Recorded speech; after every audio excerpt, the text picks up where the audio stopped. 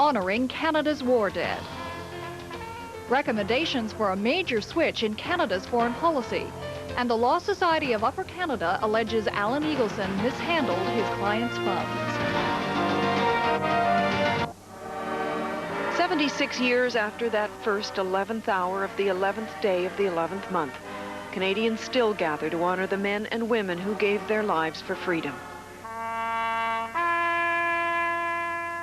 Every year there are fewer and fewer Canadians still living who fought in either of the Great Wars or Korea. But for them, the lone piper playing a lament for the dead brings back memories of friends who didn't return. They shall not grow old as we that are left grow old. Age shall not weary them, nor the years condemn. At the going down of the sun and in the morning, we will remember them. And the guns commemorate their sacrifice. Earlier in the day, Governor General Ray Natishan dedicated a book of remembrance listing the war dead of the Merchant Marine, civilian men and women who kept the cargo lanes open across the oceans. Of those gallant Canadians and Newfoundlanders formerly serving in the Merchant Marine who gave their lives for freedom. The book will remain in the Peace Tower, along with the other books of remembrance commemorating the lives of Canadians who died in war. In war we were together as one. In peace, dare we do any less? Let us remember those who fought together in war by remaining together, united as one, in peace, camaraderie, and mutual appreciation. The ceremony ended as it has always done, with the traditional march past. And for the first time today, a contingent of peacekeeping veterans. So far, 100 Canadians have died wearing the blue beret. Karen Webb, CBC News, Ottawa. Prime Minister Chrétien was on the other side of the globe today in Hong Kong, but he paused to pay his respects to the war dead in a military cemetery. Chrétien paid tribute to Canadian soldiers who fell defending the British colony during the Second World War. More from Patrick Brown. At the Saiwan Military Cemetery in Hong Kong, it was in the company of 19 veterans of the first battle fought by Canadians in World War II that Prime Minister Jean Chrétien and the provincial premiers remembered all those who gave their lives for their country. The survivors of the battle for Hong Kong heard a special tribute to Sergeant Major John Osborne of the Winnipeg Grenadiers, who threw himself onto a grenade to save his comrades. John Osborne threw himself on top of the bomb and died instantly when it exploded. Osborne's bravery has now been honored by a statue in Hong Kong. His son Jerry, Premier Philman of Manitoba, and some of the men who served with Osborne visited it today. 550 Canadians died in battle here or in Japanese prison camps after the surrender to overwhelming forces. Some veterans are coming back for the first time. And I'm remembering crawling on my belly here and then dodging bullets, and I'm also saying to myself, well, if I hadn't found that rock to hide behind, I just wouldn't be here today, you know. On the 11th hour of the 11th day, those who lived remember those who never returned home. Patrick Brown, CBC News, Hong Kong. A parliamentary Remembrance Day thoughts from Don Newman right after this break. Now you did.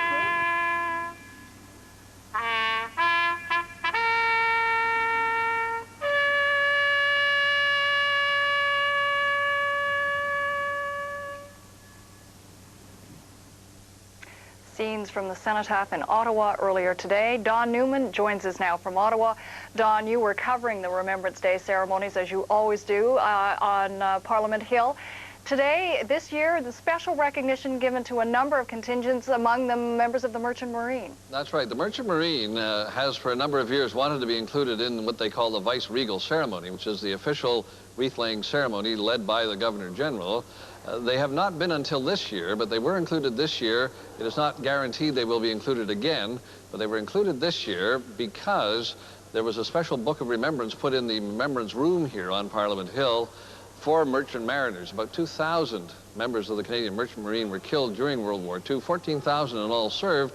Of course, it was a pretty dangerous job out there on the freighters, often without escort and with very few guns with which to defend themselves on slow-moving ships.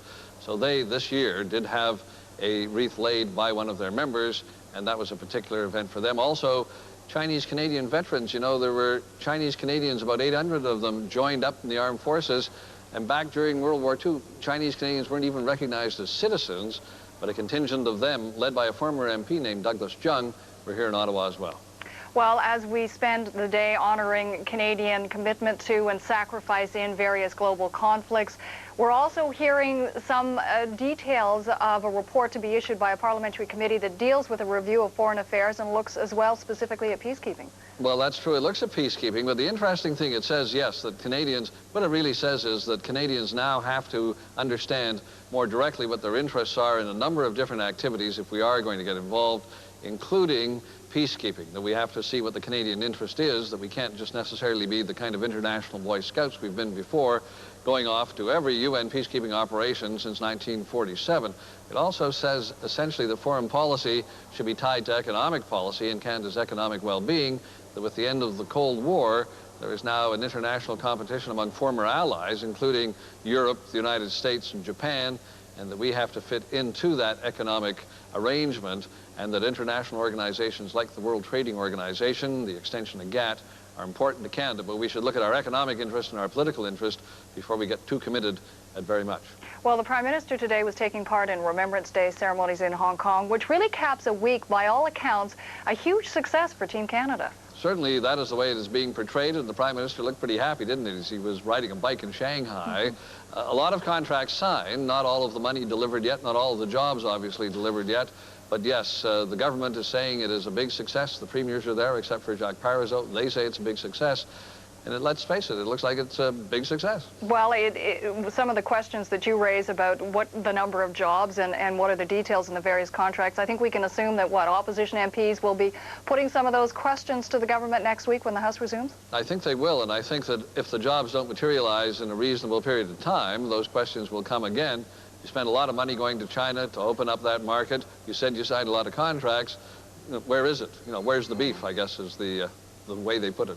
What is on the legislative agenda? This is probably a fairly crucial period for people like Alan Rock, because there have been promises to come forward with some legislative changes between now and Christmas. What should we be looking for? Well, the House of Commons comes back next week. The Prime Minister won't be there. He's going to the APEC trade meeting in Indonesia, but the House of Commons will be back right on Monday. Human Resources Development Minister Lloyd Axworthy is going to release the detailed paper on changes to unemployment insurance. A lot of people will be looking at that. That's an important change as he tries to get the social safety net readjusted. And then Alan Rock is before the Justice Committee on Thursday, but he will not have his legislation, his gun control legislation, or the other bills we've been looking for right away, perhaps not until December. Stress disorder, the toughest battle when this day returns. 1990. Remembrance Day to me means something very different now than it did before I went away to the Persian Gulf War. Before that time, I think I looked on the experiences of previous wars and what people went through rather academically. I'd read the books and the novels, and I'd seen the documentaries, and I'd even spoken to my family members who had been over there. But I really couldn't put it in context and truly understand what it must have meant to them. When I sailed away from here, we were gone for 7 months. When I came back, I had a ship in good shape, a crew that was healthy, and we had, in all respects, had been very, very lucky through the experience. In previous wars, people left this harbor and they sailed away indefinitely. They never knew when they were going to come back. And the lucky ones did, and of course, many of them didn't. You can't compare sacrifices, but I think my experience helped me to appreciate a little better what they must have had to go through. And it really brings home to me the importance of remembrance. Re-entering civilian life has always been a difficult process for veterans of any war. Since Vietnam, it's become clear the painful legacy of battle can be a burden far greater than once believed. Many suffer from what's become known as post-traumatic stress disorder, a problem as debilitating as any war wound. Terry Kopp is chair of the history department at Wilfrid Laurier University. He specializes in military history, and he joins me now from Montreal. Terry Kopp, just how serious and widespread is this disorder? Well, the disorder became a serious problem in the United States in the aftermath of the Vietnam War, and indeed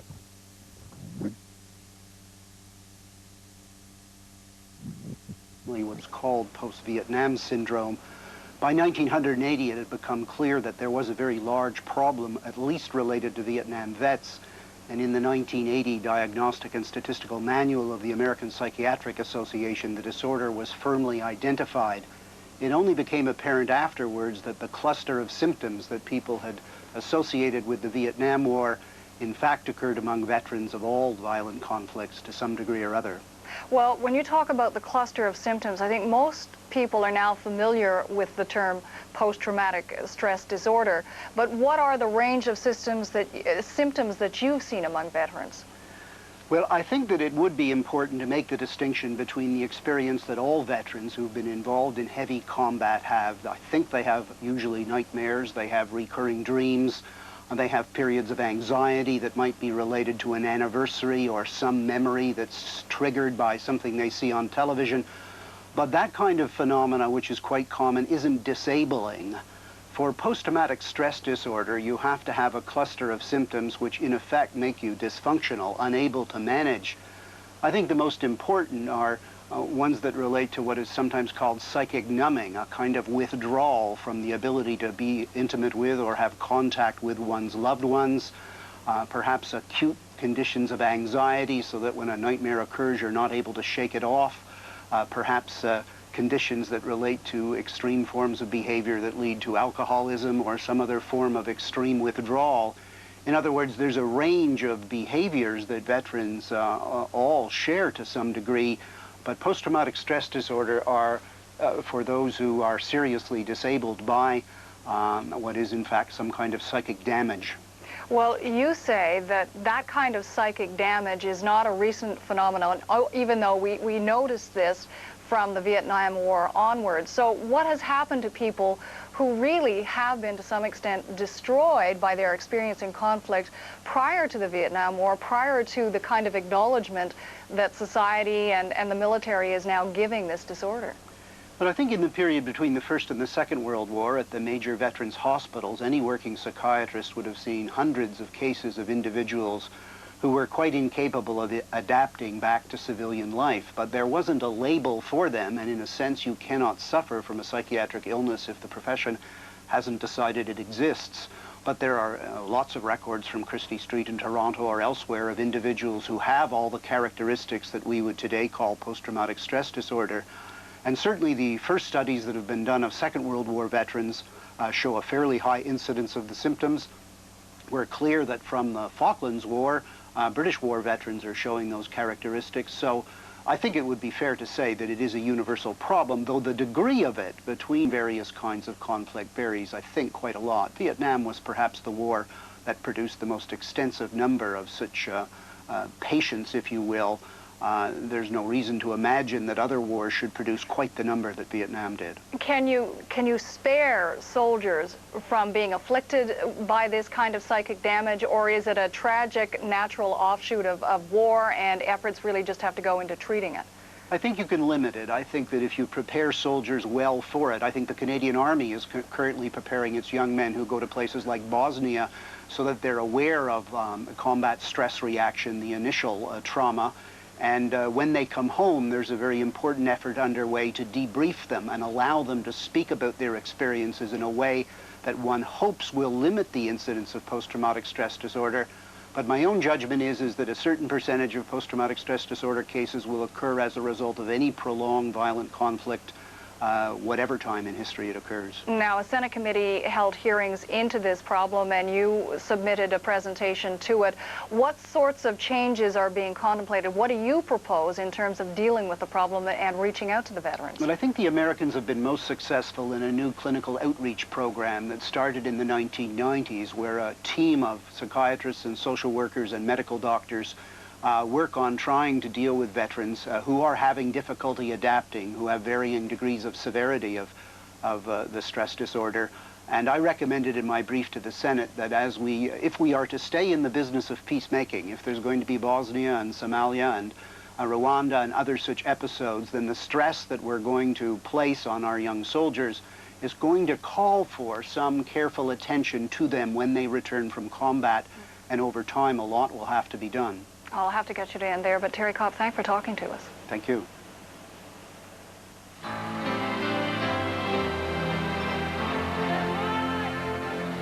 My name is Sergeant Karen McLeod.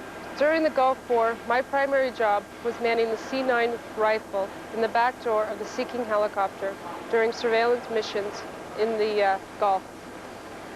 During Remembrance Day, I think of other veterans. I was lucky. I participated in a war where there were no Canadian casualties. Most veterans aren't as lucky. They lost loved ones, they lost their friends. And because of their loss, and because of their victory, we are now able to live in a country that's free. And because of them, we should all be thankful and pause a moment and remember them on Remembrance Day. When we come back, a look back at the liberation of Holland. Some Canadians who were there return to remember their fight for freedom.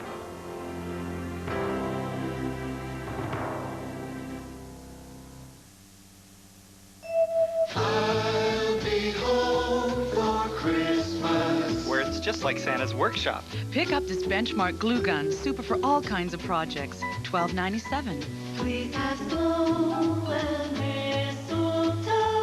And stock up with this 60-pack of glue sticks, only $8.97. I'll be home for Christmas. From all of us to all of you, happy holidays. Children are easily led. Children, abuse, and the courts.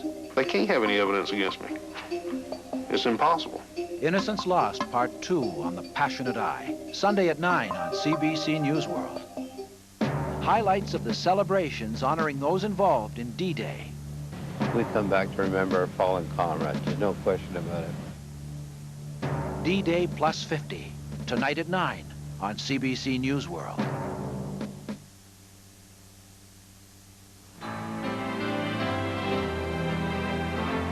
What does Remembrance Day mean to me? It means a very great deal. My father fought in the World War I. He was decorated. I spent 3 years in the Army in World War II. I was there at D-Day, right through to into Holland, right on the border of Germany. In the past few years, there's been a little bit of laxity in the appreciation from the public, but I think it's being revived. And I must add also that we welcome in the Royal Canadian Legion all members of our allied forces, and without prejudice or biasness at all. I think about the people who gave their lives in those wars. And that's what Remembrance Day means to me. That was Sergeant John Jones in Vancouver. He was among those who helped liberate Holland from the Nazis. Earlier this week, several Canadian veterans of that battle returned to what was for them a scene of triumph and tragedy. The CBC's Anne McMillan brings us their story. In November 1944, they rode in tanks. In 1994, they returned in tour buses. Canadian veterans will never forget the battle they fought to liberate this part of Holland, nor will they be forgotten. Every year, memorial services commemorate the Canadian war effort. This time, veterans from Canada join local residents. The mayor has written a poem for the occasion. Of our hearts. War and death were waiting side by side in the reeds. Comrades fell felt like peace, mown like grass, leaving their youth in Flanders folders. Liberty is priceless. Courageous Canadians, thank you. The soldiers come from Canadian regiments whose names have gone down in history. The North Nova Scotia Highlanders, Le Régiment de la Chaudière, the Toronto Scottish, the Stormont, Dundas and Glengarry Highlanders, the Royal Winnipeg Rifles, the Fort Garry Horse, and many more. Among the veterans, Ernest Smith, nicknamed Smokey. Smokey Smith of the Canadian Sea Force is decorated for conspicuous bravery in Italy. Canada's first private soldier to win the Victoria Cross in this war. Today, he is grateful that his actions are remembered. You know, they haven't forgotten. So it makes a difference. 50 years ago, when the Canadians fought to liberate German-occupied Belgium and Holland, it was a nightmare for soldiers like Clarence Howie. We slept on top of the dikes at night, because that's the only place we could sleep. And when Jerry got wind of this, he started shooting at us, and we rolled it back down in the water again. So it was a long time going through it, wet. It was really bad. Does it make you feel that it was worth it when you see the reception you're getting from the Dutch? Yes, I do. It was worth it. If I was a young man, I think I'd do it again if I had to.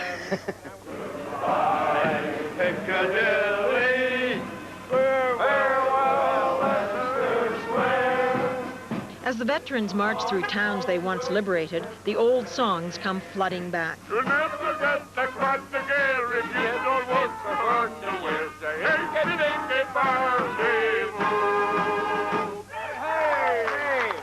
It's not only the locals who regard these men as heroes, so do young Canadians who are accompanying the veterans on this trip. You feel very proud that you're from their country, and you feel happy that they're here. I feel proud of them.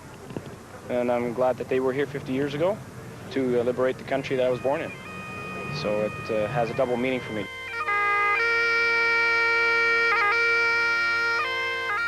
For many, this is a bittersweet journey. The emotional part, I think, is now past because it's so long. 50 years makes a big difference. But when you get to the cemetery and look at the gravestones or the headstones and see 19, 20, 21, that's the sad part. Look, here I am, I've had a good life, and they never even had a chance. We were looking for my wife's brother, a fellow by the name of Connolly. He was with the anti-tank, and he's buried just over here. At the war cemetery in Attigum, Belgium, veterans search for relatives and friends among the 848 Canadian graves. This must bring back some very painful memories. It does. In fact, I'm wondering that I can stand here and talk. It has bothered me. And yet when you come here and see this is where they are, and you've wondered maybe when you're at home, where are they? You don't know if they're still alive or not. Here you get here and find them here. The Canadian should teach the children, tell them about it. They should be told, so that they'll know. And maybe we won't have all this kind of thing going on, like there's so much of it today. But, this is what we fought for, to stop all wars. It bothers these veterans that there is still war in places like Bosnia, but they give thanks that their fight brought freedom to this part of Europe. Here, they are remembered. For this day, I'm Anne McMillan. In 1916, one Canadian soldier on the Western Front wrote his last letter home. He couldn't possibly have known he would be killed before it was mailed. A friend found it on his body and kept it for almost 20 years before he finally tracked down the soldier's family in Halifax. The letter is now part of World War I history. But for the grandson of Lance Corporal George Deal, it's a keepsake of a grandfather he never knew.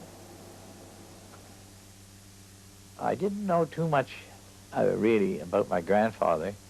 As you say, I was about 2 years old when he left first. but I don't particularly remember seeing. He carried me to the station when he left, but that's all I know from that part. But from what my mother says and my aunts and all that, he was quite a jolly fella. This is his last letter. Belgium, May the 19th, 1916. Dear children, I am penning, or rather penciling, this note to you to give you an idea of our whereabouts since landing in France on May the 4th.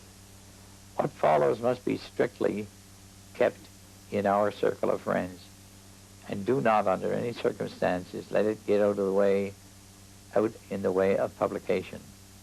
One of my comrades is going on leave on Sunday, this is Friday, and I shall get him to mail it from London when he has safely passed the censors.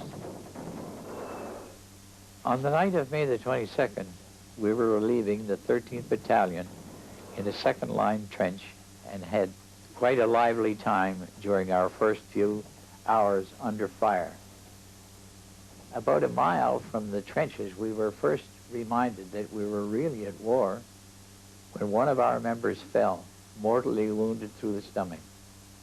We were scarcely an hour into the trench, which was merely a ditch, and we were up to our knees in mud and water, when it commenced to rain and thunder something awful, and Fritz took a hand and shelled us to beat the band.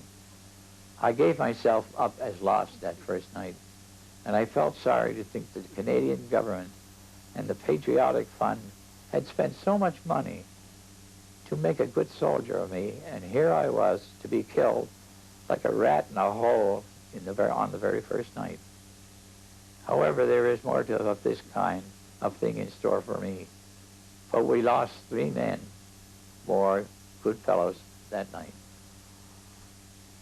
We lost poor Harry Godfrey on the last trip in the front line, and I am afraid we will lose a good many more before leaving this place. Perhaps I shall be among that number. Only God knows. My one regret will be losing what should be the best part of my life. I must leave off now to get ready for a working party, for which there is an incessant demand. It is lovely stumbling about in the dark, and we all like it, I don't think. This is only to give you an idea of what we are doing since I saw you last. I fill in at nights when we are sitting around the fire at home, if fortune favors me to get back with you. With love, au revoir. Love, Papa. Stay with us. We'll be right back.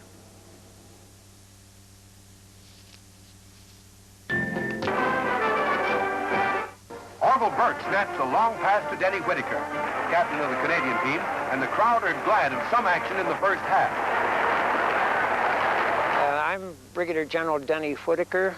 In late 1943, with the help of Lieutenant General Ken Stewart, I organized and put together a Canadian football team composed of men who played in all of the senior teams here in Canada prior to the war. And we were to play an American team in White City Stadium on the 13th of February 1944. It was a great success because over 50,000 people went into White City Stadium to see us play the American Army. And there were all sorts of bets by the Americans. They were offering odds of 15-1 against us. The Canadians, we won the game by a score of 16-6, and it was a tremendous win in our eyes, and certainly in all of the Canadian soldiers who saw the game, because they practically turned London upside down, spending their winnings after the contest was over. After the game, Lieutenant General Stewart and Major General Lee go onto the field to present a silver teapot to Major Denny Whitaker, captain of the winning team. It was a great game.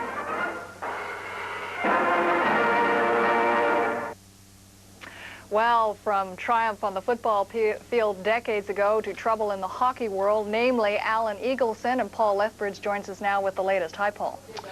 Hi, Nancy. The Law Society of Upper Canada has issued a complaint against Alan Eagleson, a former players' representative and the man who organized the Canada Cups. The body that regulates the Ontario legal profession is accusing Eagleson of professional misconduct and conduct unbecoming a barrister and solicitor. Bruce Dobigan reports. The report to the Law Society is a sweeping condemnation of the way Alan Eagleson ran the NHL Players Association, his player agency, and international hockey for almost 25 years. It accuses him of unprofessional behavior and conduct unbecoming a solicitor. The 44-point complaint was prepared by independent Toronto investigator Thomas Lockwood. It states that Eagleson loaned Hockey Canada funds to his law partner Howard Ungerman for a real estate deal in Collingwood, Ontario, without the approval of Hockey Canada. That without the consent of the Players Association, Eagleson loaned the union's funds to his business partners and friends on 8 occasions, and that some of those loans defaulted. That on a number of occasions he was in conflict of interest, representing both the Players Association and its friends and clients in the same deals, again without telling the Players Association first. And that he ignored the instructions of his clients, Hall of Famer Bobby Orr and Jim Harrison, and acted against their best interests in contract and grievance negotiations. The 17-page report also contains the way Eagleson allegedly converted the assets of Hockey Canada and the Canada Cup for his own use. According to the report, Eagleson, his wife, his family, and his friends used Air Canada passes worth $94,000 to fly to France, England, India, and throughout North America. Today, Eagleson's lawyer, Edgar Sexton, said in Toronto that his client will vigorously defend himself against the charges. Former NHL All-Star Carl Brewer was one of Eagleson's first player clients in the 1960s. Today he can only reflect on what could have been. For Mr. Eagleson, I'm sure it's a very, very difficult and trying time for him. But through his efforts, he became very, very wealthy with homes in Miami, in New York, in London, England, in Collingwood, in Toronto. And he could have become very wealthy had he have done things or had he worked to benefit hockey players. And the Law Society will announce the date for a hearing on the charges on December the 13th. The ultimate penalty the Law Society can impose is disbarment as a lawyer, along with fines that can reach into the hundreds of thousands of dollars. For the National Sports, I'm Bruce Dobigan. Well, either Michael Schumacher or Damon Hill will win the Formula One Drivers' Championships at the Sunday's Australian Grand Prix. It's the first time in 8 years that the F1 title will be decided on the final race of the season. The man who grabbed the provisional pole earlier today is himself a Formula Grand Prix champion. Schumacher from Germany leads the driver's standings by a slim 1 point over Hill from Britain, but he flirted with near disaster today, spinning into a tire barrier in a spectacular crash. Remarkably, Schumacher managed to walk away from the wreckage. He had the second fastest lap of the day, but now he has to work with a backup car. Hill kept the pressure on Schumacher, driving his Williams to the third fastest lap today. And Formula One former F1 champion Nigel Mansell of Britain did some fancy driving, deliberately spinning to avoid a collision with Johnny Herbert's Benetton. When he resumed, Mansell posted the day's fastest lap, averaging almost 179 kilometers per hour. Well, Remembrance Day is a time to reflect and reflect on service and sacrifice to your country, and we all define heroism in different ways. Tony Doucette has this compelling story. Berlin, the 1936 Olympic Summer Games, Hitler's Games. In retrospect, a disturbing salute by the Canadian team during the parade of athletes. In the group, a 20-year-old Windsorite, a high school hero from Kennedy Collegiate named John Loring. Something wasn't right about the whole thing, but at the time, nobody outside of Adolf Hitler's inner circle was quite sure what it was. John Loring was a star on that Canadian Olympic team. He won a silver medal in the 400-meter hurdles. My father turned age 21 the day before the final of the 400-meter hurdles. And that event involves so much technique that usually one reaches the prime many years after age 21. We'll never know how good John Loring might have been. There were no Olympics in 1940 and 1944. During the war, Loring enlisted in the Royal Canadian Navy. He was a radar officer on the HMS Fiji, and it was attacked by German dive bombers, and the Fiji ran out of ammunition, and so it was a sitting duck. It was bombed out of the water and sunk. That happened during the Battle of Crete. During that same tour of duty, John Loring came to the rescue of others. Johnny Loring, Windsor athlete, restores children on torpedoed liner to consciousness. Loring was a swimmer and a lifeguard. He's credited with saving the lives of 3 children. They were limp, lifeless, when he answered a call for help. He's the only Olympian to ever compete in all 3 finals that involve the 400-meter event in track, the 400-meter hurdles, in which he was 2nd, and the 400-meter run, in which he was 6th, and also as anchor of the Canadian 4x400-meter relay team, which placed 4th. John Loring died of cancer in 1969. Tony Doucette, CBC Sports, Windsor. And that's sports for this day, Nancy. All right, Paul, thanks for this. Have a good weekend, and we'll talk to you next week. Thank you. Bye-bye. When this day returns, history comes alive in the classroom. Seen a lot of movies, right? Yeah. You know what it's like to be in an artillery barrage? You know the sound? Stick your head in a jet engine. Then come back and talk to me. You have no idea.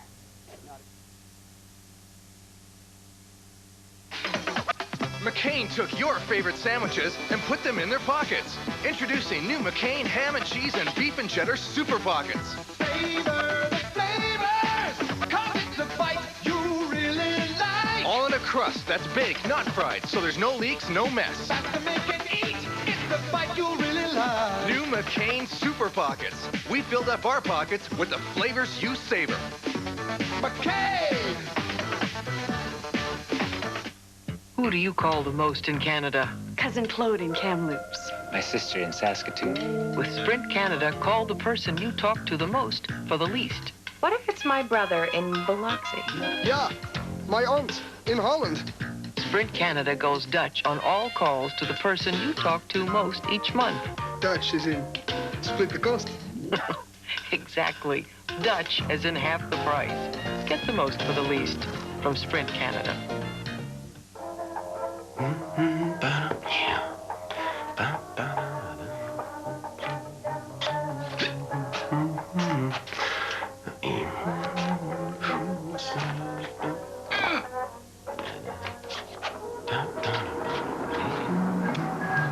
She's home. Where did I put? Where is that? People's Jewelers, bringing people closer for over 75 years. Where do you want to go for lunch? I don't know. Where do you want to go? What do you feel like? I don't know. What do you feel like? I'm not going to decide.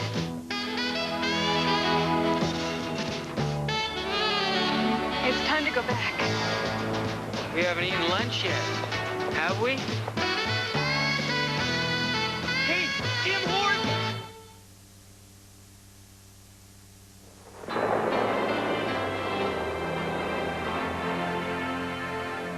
Remembrance Day is of great significance to me because my late father and I too put our lives on the line in First World War and the Second World War alongside Commonwealth armed forces.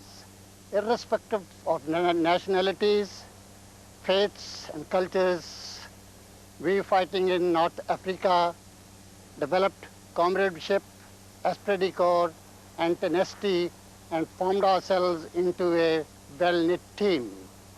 We all fought together against the enemy and we respected each other and we would die for each other.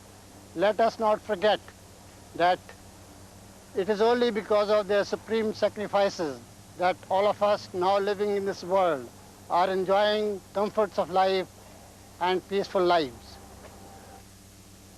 That was Lieutenant Colonel Pritam Singh of Surrey, British Columbia. It's difficult for anyone who hasn't experienced it themselves to truly understand the fear of a young soldier or the pain of losing a friend in battle. That may be especially true for young people today. An actor in Toronto is trying to change that. He turns the classroom into a stage and puts a human face on history. That story now from John Northcott. You know what it feels like? You ever gotten a big roller coaster? You're going up that first hill, and all of a sudden you wish to God you hadn't got on it? That's what it's like marching down that road the first time. What the hell did I get myself into here? Actor David Morris has been doing this for 10 years, often at this time of year. His 70-minute performance tells the story of a World War I veteran. And bam! Threw several of them down there. From basic training to Flanders Fields to November 11th, 1918 to coming home, he dramatizes war for a generation that can barely imagine the experience. All based on stories gathered by hours of interviewing veterans. Every word of every story I tell is told me, and all those stories were told through sobs. Or I wasn't quite sure I wanted to use a story that wasn't told through sobs because I wouldn't know if I could trust it. You're an expert on war. You've seen a lot of movies, right? Yeah. You know what it's like to be in an artillery barrage? You know the sound? Stick your head in a jet engine. Then come back and talk to me. You have no idea. Not even a remote idea. My grandfather was in the war, and he survived from it, but his whole family didn't. And I kind of just, when I was listening, I felt like I was in my grandfather's position, and now I know how he felt. The rats, the lice, the crap and filth, the cold, the damp, and how tired we are. You put it together, you name the disease. We'll catch it. Moms. Much of the performance is based on a friend of Morris, Fred Lefevre. As a teenager, Morris worked in Lefevre's candy store and later visited him at a veterans hospital before Lefevre died at the age of 94. Morris's performance includes an incident where in a dark trench, Lefevre accidentally shoots and kills his best friend. When I tell that story, I get emotional when I think about it, because I'll never forget the look in Fred's eyes. But I ain't got a wife, see? I ain't got a girlfriend. I ain't got any real family waiting for me to come home. It should be me laying there! Spend the rest of your life feeling guilty because you're alive. I phoned him up, you know, and I said, Fred, is it all right if I use that story? Because you're not going to just use that. And he phoned me up 5 days later, and he said, I want you to use that story. Because the young people should know that that's the kind of things that did happen. If the battles wouldn't have happened, I'll just think of all those poor people who've had to fight and die, and especially about the ones who survived it, and who have to live with the horrors and like seeing people they killed, their faces and their dreams and stuff. Just everything that happened. Ah! Got him! This is like a big fish swimming on the end of a pole. Half twist, pull out! Morris argues Canadians would get more excited about their history if they saw it dramatized more often. Ah, he's shrieking like a banshee. I feel Canadians generally, for the most part, have a fairly apathetic opinion of their history. There's nothing wrong with having a good, healthy self-image of the history and heritage of your country. Because I tell you, folks, it ain't a Rambo movie, all right? When the enemy shoots at you, they don't always miss. And let's pray that you never have to do it. God bless you. For this day, I'm John Northcott. Time now to update the news. Dramatic pictures have been released of that gun attack on the White House 2 weeks ago. The television news magazine Hard Copy bought the video. Welcome back. Well, of course, today is Remembrance Day, always a meaningful and moving time for veterans of war. For one group of Canadian veterans, this Remembrance Day means a little bit more. They're veterans of the Battle of the Scheldt, a vicious, hard-fought battle in Holland that ended 50 years ago this week. Recently, some of the survivors of the Scheldt returned to Belgium and Holland to remember their fallen comrades. Their visit came on the heels of the election of a neo-Nazi party in nearby Antwerp, Belgium, an area that many of them helped liberate 50 years ago. Nancy Durham, News World's European correspondent, talked with some of the vets on their return to the Scheldt. And that's me sitting there. Let's listen to Prime Minister Churchill announcing the end of the war. See the little portable radio we got here? Yeah. 3 Air Force buddies reminisce about their part in the battle to liberate Europe from the Nazis. That's our route right there. So you came here for the D-Day landings up through France, Belgium, Holland? Yes. And this swastika here indicates where the Battle of the Bulge was, where they tried to... Raz Raspberry, Frank Honey, and Don Wilson were Air Force ground crew. They all lost pals in the Battle of the Scheldt. Today, I look back And I give thanks to God that it wasn't in vain. Their deaths, they were the ones that really paid the hard way, the expensive way, and we're here to share the glory of it for their sake.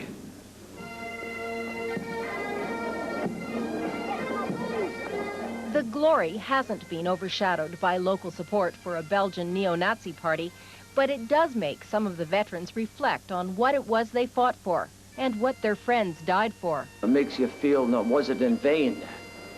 You know, sure, we're enjoying liberty right now. Now, our youngsters today have to pull their shoe straps up, strings up a little more, because I don't see the continuance of the loyalty that we had before 39 and up during the war years. My feeling is the younger generation has got to be told about war. And they've got to be told, tell your politicians, never again. I don't know how you do it, but the people have got to convince their elected representatives that there should never be another war. And to me, there's no other answer than that. Take the films in and don't show them Rambo.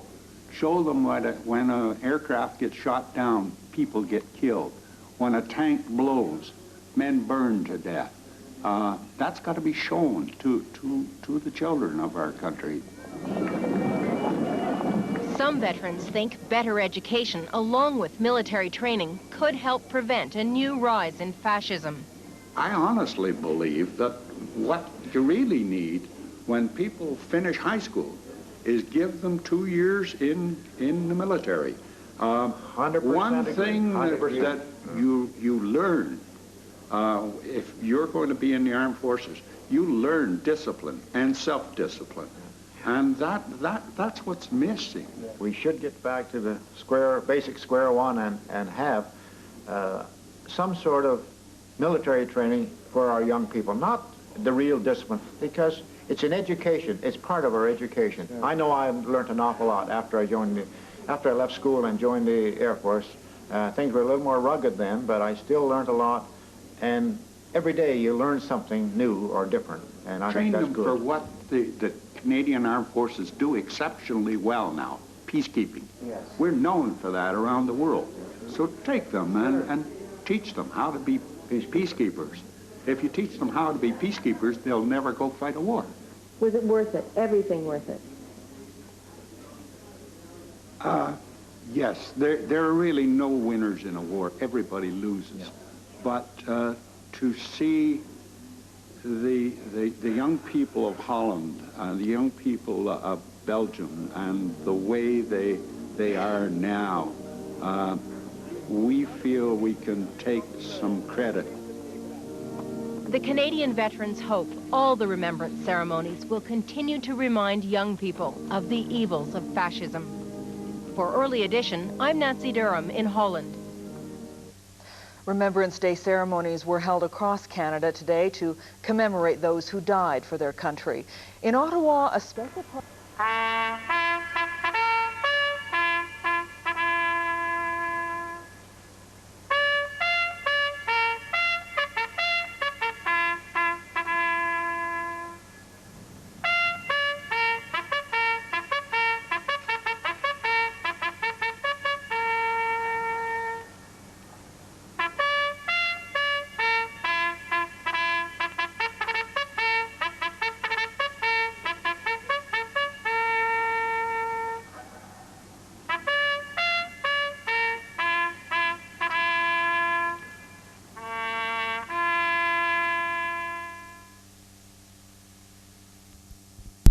Fallen comrades, there's no question about it. D-Day plus 50, tonight at 9 on CBC News World.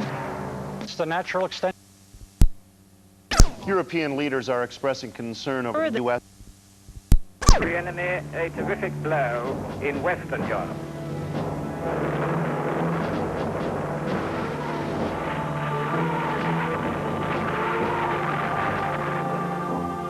There were shells falling on the boats and in the water, and there were men lying in the water and on the sand. Then I realized it was real. Veterans of the Normandy campaign, you deserve your nation's thanks.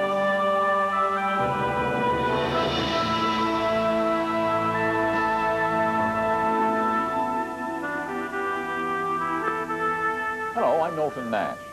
The Greek historian Thucydides once observed that war is the least of all things to go according to plan. No military leader has ever disagreed. Still, you can't succeed without a plan, and here is where the most ambitious military plan in history was made final, the plan for D-Day. This is Suffolk House, outside Portsmouth on the southern coast of England. This is where Operation Overlord, the Allied invasion of Europe in 1944, was set in motion. In this presentation, we'll tell you the story of the day that changed the course of the Second World War and shaped the world as we know it now.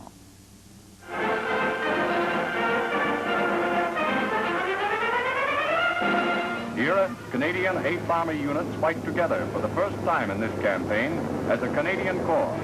They strike the blow which opens the second phase of the war in Italy. The year was 1944. After 5 years of war, the Nazi army had lost in Africa and was retreating in the Soviet Union and in Italy. But Adolf Hitler still held a firm grip on Western Europe. It was territory he intended to keep. With that in mind, the German army had been building the Atlantic Wall, a line of fortifications along France's north coast designed to be impregnable. In late 1943, the job of defending the Atlantic Wall against invasion was given to this man, Field Marshal Erwin Rommel. The legendary Desert Fox, Germany's most celebrated general, Rommel took to the task with zeal. But he found the Atlantic Wall didn't live up to the claims of the German propaganda machine. He spared neither time nor expense to change that. By June 1944, the Atlantic Wall was a warren of concrete batteries with huge guns, barbed wire, and steel spikes, and beaches had been filled with obstacles of ingenious and deadly design. Rommel was still not happy with the quality or the number of troops and tanks placed at his command, but his Atlantic Wall was a formidable foe. And the task of carrying out an Allied landing in France fell to American General Dwight D. Eisenhower, the commander of the Allied invasion forces.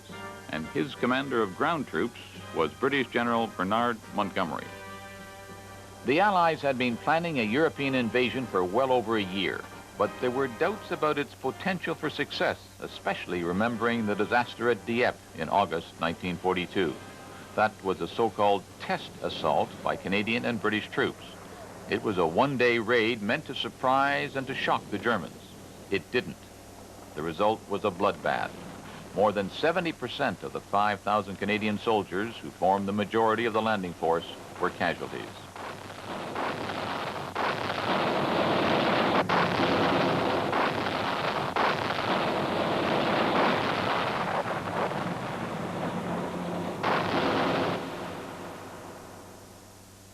Dieppe said you shouldn't attack a fortified port. I guess that was one lesson it taught us. Dieppe said that you needed good communication from shore to beach. Seems to me that should have been obvious. Dieppe said you needed heavy fire support from the sea and good air support. Again, that should have been obvious. Dieppe said you needed some good intelligence on the conditions on the beach. Well, that too should have been obvious. In 1943, a plan for a major offensive in Europe was drawn up. It was codenamed Operation Overlord, and it would become the largest military operation the world had ever seen. We went to London and went to the place in the War Office we were told to, and we soon realized that this was going to be a posh meeting. The Prime Minister was there, Chief of the General Staff was there, and so on. And we were very soon appraised that we were going to assault France, that the 3rd British Division and the 3rd Canadian Division would lead the assault and take the beaches. Choosing a landing site was a tricky business. The obvious choice was Pas-de-Calais. It provided the shortest route across the English Channel, and it offered a good launching point for an advance into Germany. But its high cliffs and narrow beaches were disadvantages. Landing at Brittany was also considered, but it was rejected because of its distance from England and the unpredictable stormy weather. That left Normandy with its wide beaches and nearness to major ports. The Allies considered it the only real possible landing site. Overlord called for a landing to be made on 5 beaches, codenamed Utah, Omaha, Gold, Juno, and Sword. Utah and Omaha were to be taken by the Americans, Gold and Sword by the British, and Juno by the Canadians. In the year leading up to the invasion, millions of Allied soldiers gathered in England for training, turning the country into what General Eisenhower called the greatest military operating base of all time. We rehearsed this show 5 or 6 times, or probably more. Full-scale rehearsals where we'd put the troops on the ships, we'd sail down the channel for a mile or two, land at Slapton Sands in Bournemouth, fire the whole works, and the only thing, the fear that took us was the meeting with the superiors afterwards, where you get criticized for the faults. By May 1944, the Canadian Army had sent 5 divisions and 2 armored brigades to Britain. Many of them would play a critical role in the Normandy invasion. The commander of the 1st Canadian Army was Lieutenant General Harry Crerar. At a British airport arrives the new commander of the 1st Canadian Army, Lieutenant General Crerar. General Crerar has the highest praise for the fighting skill of the soldiers throughout the Canadian Corps of the 8th Army and great expectations for the troops under his command in the Allied Western Campaign. Overlord called for Canadian forces to take Juno Beach, sandwiched between the 2 British beaches, Sword and Gold. Juno Beach stretched for about 8 kilometers between the fishing port of Courseulles and the resort town of Saint-Aubin-sur-Mer. The invasion force was to come from the 3rd Canadian Infantry Division under Major General Rod Keller. A Canadian hockey game comes in for a typical Montgomery once-over. The style of the Canadian General's commander was a rousing one. At the hockey rink or on the parade square, Bernard Montgomery made it a point to boost morale. Monty had the right idea. He came down to see the brigade, and we were in a big field there, and he walked around, looked at us all, and then he called us over to his Jeep, and we all went over. He gave us a talk, and it really was quite a talk. As we were walking back, I said to a couple of my sergeants, well, what did you think? He said, well, sir, I'd put it this way. I've never seen or felt it piled so high. But he said, I liked it. It's positive, and we'll do well. And little things like that gave people a feeling that, you know, the man in charge says we're going to do it. He said, you know, I wouldn't put you into this battle if I didn't think we could win. The Allied soldiers underwent intensive training to get ready for the invasion. They practiced getting on the boats, getting off the boats, and storming the beaches. The soldiers literally took over the coastal towns of southern England, places like Gosport and Portsmouth. By late May, these areas were sealed off from the public for security reasons. We didn't have to travel that far to get into the concentration area where we were. And the concentration areas were set up by the American Army engineers, and they were places where you were there and that was it, and the roads were blocked off. There was nobody could get in, nobody could get out, and you couldn't phone in or phone out, no mail come in or out. And this, I don't know how long, it's probably a week, 10 days, something like this. And everything was done, you know, you stayed right in these places and waited for the word to move to the boats. We knew then that something was coming, but we hadn't been told as yet. The activity was so great. They were coming down this road, and every road, every turning, side road, every little lane was packed with vehicles and men. They literally picnicked outside the front door. There was nowhere else to... They ate everything on the road. They cooked in the road. They slept on the pavement and slept in the gardens and garden shed. And, of course, they all went off in great spirit. And as they went out of the door, I used to think to myself, well, God bless you, I hope you come back. In the months leading up to the invasion, the Allies carried out an intensive bombing campaign over northern France. The idea was to cut off the German transportation links to Normandy without giving away the location of the landing site.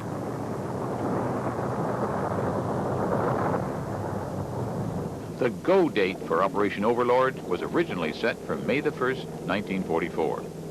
But in order to get the right combination of moon, tides, winds, and weather, the date was changed to June the 5th. General Eisenhower moved his headquarters to Suffolk House for the invasion. At the end of May, the majority of the landing force began boarding the various ships and other craft that were to carry them across the channel.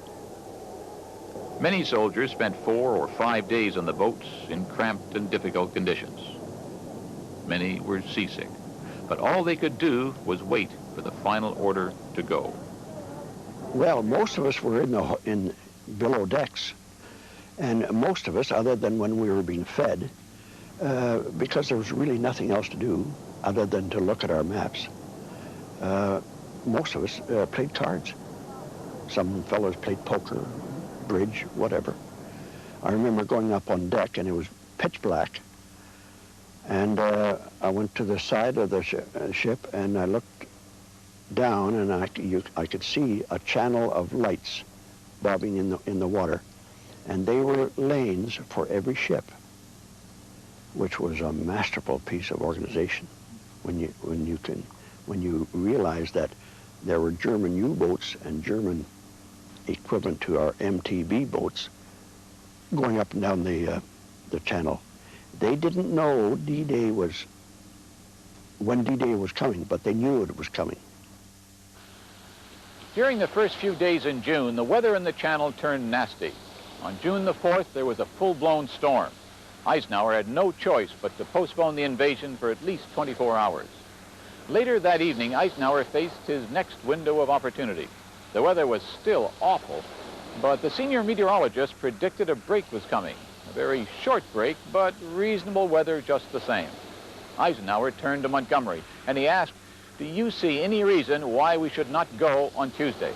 Montgomery's immediate and emphatic reply was, "No, I would say go." Now it was up to Eisenhower.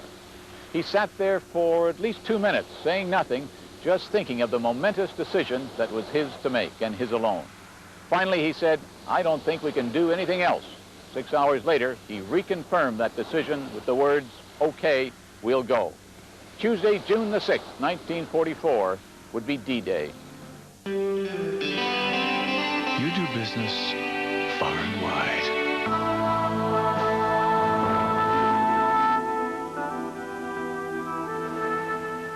The D in D-Day didn't really stand for anything special. It just meant day, the day that Operation Overlord began.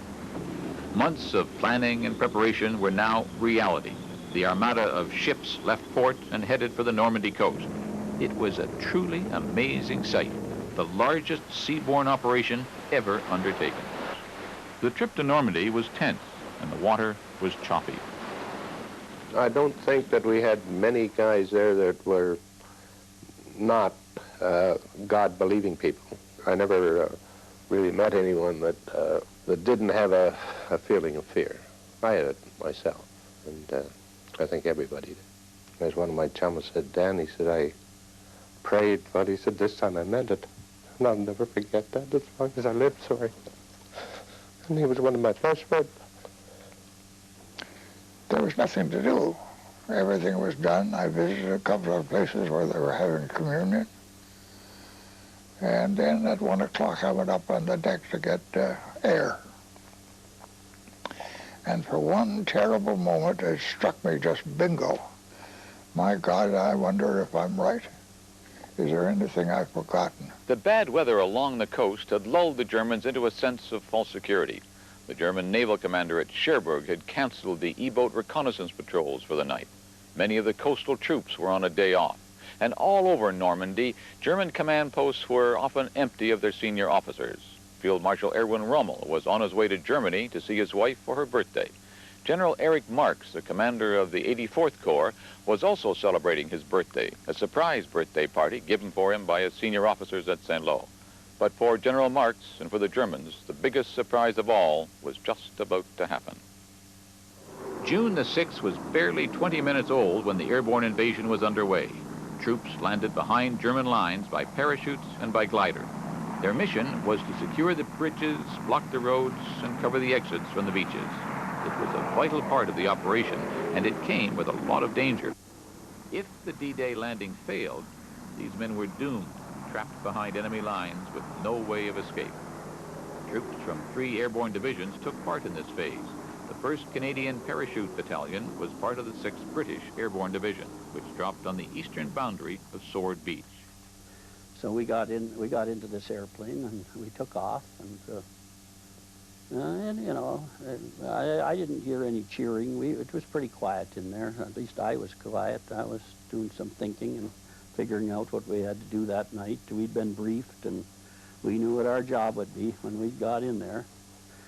And we were flying, and for a while it seemed like a whole bunch of flak, and all hell broke loose, and there was lights all over the place, and our pilot was taking evasive action, and our plane was going down and up and sideways and all over the place. And I thought, well, to me it looked like that was the end, but I didn't know. And we got out of it somehow. After the paratroopers landed, the heavy bombers flew in. Their attack was relentless.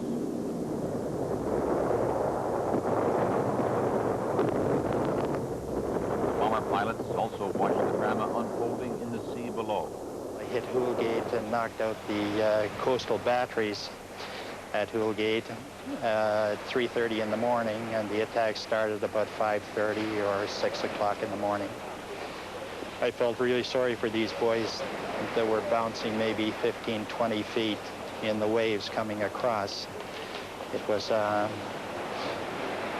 great sight, and I dropped the aircraft down and waved the wings at them and whatnot, but then I had to climb back up to 8,000 feet so that we could get the advantage of height on dropping the 1,000-pounders on Hoolgate.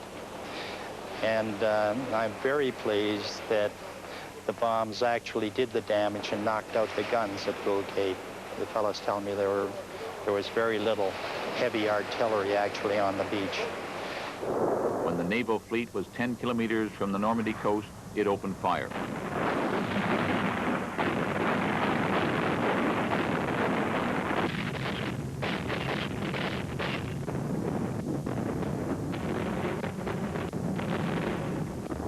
And then another wave of bombers roared in.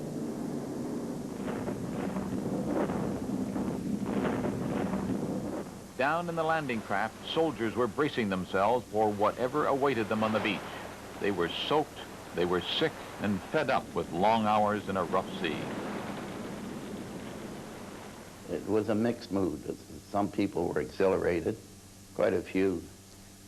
Some people were pensive and thoughtful about what they were going into. Actually, after a while, when we really got moving, fortunately, everybody was not feeling too well because of seasickness. So all they wanted was to get the hell over there and land so that they would not feel as sick as they felt. They were late, they missed low tide, and submerged mines took their toll. There are few pictures from D-Day, but these are the most famous, taken by a Canadian, Bill Grant, landing on Juno Beach. Our section leader, Corporal Gibson, said, "Let's go." We jumped out, he got out, the 3 in front behind him didn't. I jumped out between bursts, and the 3 or 4 behind me got killed, and there were Ralph Jackson and Bob Nichols got out. So 3 of us out of the section got out. When I said jump, there was 2 pieces, small pieces, hit me on the leg there, and I went head first down the English Channel because I don't know whether it was a Charbonneau, whether it was because he didn't jump. I was flailing around there in the water, and I lost the Sten gun. So that was kind of a strange experience, you know. You're going into France with no gun. They blew Billy Calvert. They hit him with an anti-tank mine, blew him up in the air, upside down in his carrier, come down and pinned him. And he was really a joker type. He was invincible too, like a lot of us. And Russell McCallum, he never got out of the water with Aiken. They nailed him. 18 years old, blowing a bugle and packing a gun. Not many men were actually hit when they were up to their neck in water. I mean, we didn't That's too small a target. The Germans waited till we got in with the water up to about our knees. Then they started to really mow us down. And their machine guns, unlike ours, have a tremendously fast rate of fire, which doesn't improve their accuracy, but it's very frightening, because it just sounds like tearing a cloth, and you know there's thousands of bullets flying there. I got my footing. I ran across the beach along with the signaler, and my captain was right in front of us, and there was an explosion. And the next thing I remember is the captain saying, "There's a hole." I ran towards the voice because I couldn't see, and fell into a hole. Then I could see. I knew I'd been hit in one eye because I could see red, but the other eye was fine. The signaler by then was moaning and groaning. He had been hit also. The captain said something, I don't know what he said, but I remember looking at him, and I was getting a map organized to do the job I was trained to do, to assist him, when he just fell back into my arms and he died.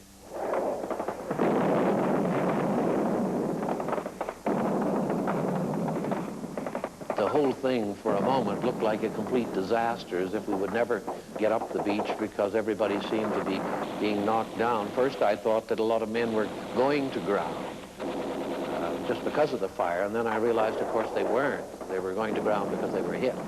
The first one hit, and it was right on the top of the large bone in here, with the ulna, and then the second one hit, and must have been the second one must have hit this way because it spun me around and I got a hole through here, out to the back. And it just, I don't know, it dropped me to my knees. There was blood squirting out in all directions. A lot of Canadian blood was spilled on Juno Beach. By the end of the day, 340 Canadian soldiers were killed, more than 570 were wounded. But overall, the Canadian assault was a success. Canadian troops continued to land on the beach throughout the day. Many of them were equipped with bicycles to give them mobility once they got ashore. But while the bicycles may have been a good idea in theory, they were of little practical use, and the majority of them were discarded. 156,000 Allied troops landed on D-Day. The British met some tough German defenses, but within hours, British troops had secured Gold and Sword beaches. On Utah Beach, the Americans got lucky. A navigational error saw most of their troops land nearly 1.5 kilometers off target. The target area was more heavily defended than they thought, but the Americans met little resistance where they landed by mistake. Omaha Beach was a very different story. Nothing seemed to go right there. Rough water sank tanks and landing boats, and hundreds of soldiers drowned. And there were other problems. German batteries, which were untouched by the Allied naval shelling, held their fire to disguise their positions. And when the first American troops landed on the beach, they were pinned. Eventually, with the help of Navy destroyers, the Americans broke through, but the cost was tremendous. Omaha Beach became known as Bloody Omaha. The Americans suffered more than 2,000 casualties. If everything had gone perfectly on D-Day, the Allied forces would have been more than 15 kilometers inland, along a front that stretched right across the Normandy coast. In reality, the Allies fell far short of their objectives. Well, the Canadians did better than anyone else, in fact, on D-Day. One troop of tanks from the 1st Hussars, a London, Ontario armored regiment, actually reached their final objective on D-Day. Their objective was the rail line between Bayeux and Caen. They managed to reach it. They couldn't stay there because there was no infantry with them, so they retreated and went backwards. But they were the only Allied unit to reach their D-Day objective. As it was, the Canadians made the best gains of any of the other Allied units. Now, some people might say, I think wrongly, this was because the opposition was not very strong on Juno Beach. In fact, compared to all of the other beaches, with the sole exception of Omaha, which was much the worst, the Canadians faced the most opposition. When the battle had slowed and there was time to look around, it wasn't a pretty scene. There were a lot of casualties on the beach now, and there were also, you know, there was guys there that had jumped in earlier in the morning that parachutes were still hanging on trees and telephone poles and things like this here. Some of those guys had been killed along the way. There were still civilians in the place, but the place had been battered to hell. You know, they not only did they bomb it from the destroyers and the other ships that were out in the ocean. There was aircraft went over and dropped bombs in there. Our own artillery were firing overheads off the flotilla that they were in back of us. So there was a lot of carnage around, but you didn't think of it, or you couldn't think of it, because our objective was to get and go. As for the Germans, they had been caught by surprise. Many of the best German divisions were still waiting for an invasion far away in Pas-de-Calais. The German High Command was confused and slow to react, but many German soldiers fought fiercely to the end on D-Day. And this kid was lying on the side of the road. He looked so young, and he rolled over, and I thought he was going to ask for a cigarette or something like that, instead of which he bit my heel and then died. I mean, that was his idea of the final thing. And that's the kind of people they were. I mean, they were there to die for the Führer, and then that was it. They were going to go to the last breath. And so the troops that fought through all that had a much rougher time than we had on D-Day. On the whole, things had gone well for Canada on D-Day. Canadian troops had suffered heavy casualties, but the number was much less than had been feared. Back home, Canadians learned all about D-Day from CBC News. This is the National News Bulletin, a summary of the day's news. The dagger pointed at the heart of Berlin has been driven into the side of Nazi Europe. The first news of the mightiest military operation of all history came at 38 minutes past midnight, Eastern Daylight Time, last night, when the Germans broadcast a report that Le Havre was being bombarded. The official account is rounded out by dispatches from correspondents. This is Matthew Holton of the CBC, speaking from England. I came back this morning from France. France, where our assault formations are ashore, and now fighting like wildcats to hold the bridgeheads, to hold them against German generals and German armies who know that in the next few days they either throw us into the sea or lose the war. I've come back for a few hours to tell you what I can of what I saw in the few immortal hours in which we crashed through the famous German West Wall, and so began the liberation of France and of Europe and of the world. I went in with the Canadian assault formation. I've come back to tell you how those superb British and Canadian assault troops went almost contemptuously through minefields and curtains of machine gun fire to clear the beaches and storm the casemates and rush the pillboxes and kill the Germans with the bayonet. Those that didn't surrender, and many did surrender, and then push on to their objectives miles beyond. I've come back to tell what it felt like when the dream came true, the dream of going back to France. What it felt like to swim and wade ashore and go up the shell-swept beach, and of the wild, weeping, lovely welcome of our liberated friends. Then I saw men, women, and children taking shelter behind a hedge. I went over to them. They embraced me, and I made an absurd little speech in French. We went on down the lane, and I saw a French woman putting roses on the face of a dead Canadian. I went into a house to start writing. A woman brought me eggs and strawberries and cream. In a half days, I began to write. We had broken in. We were in France. This is Matthew Holton of the CBC, speaking from England. With the beachhead now established and towns being liberated, British Prime Minister Winston Churchill rose in the House of Commons on the night of June the 6th.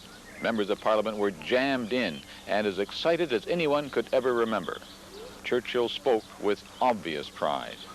He said, "This vast operation is undoubtedly the most complicated and difficult that has ever taken place." And he spoke of the determination to finish the job, promising that the whole process of opening this great new front will be pursued with the utmost resolution by the commanders and by the United States and British governments whom they serve. History would record that speech as the end of D-Day and the beginning of the end of the Third Reich.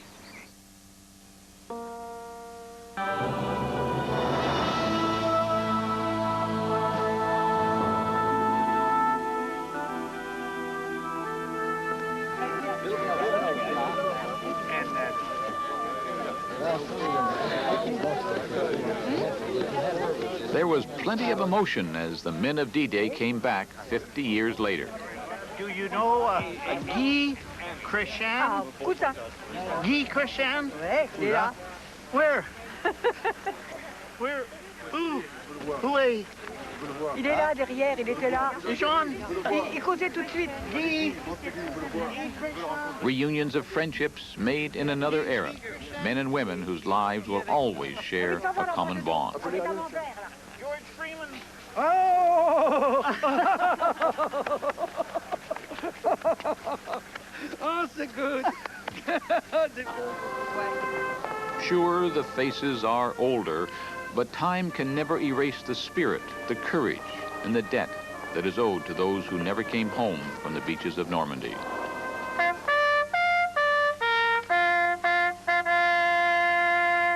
June the 6th, 1994, was a day filled with painful memories and raw emotions, a day of silent and solitary remembrances, a day of quiet ceremonies in small towns, and a day of huge official affairs with heads of state, military bands, fly-pasts, and marches.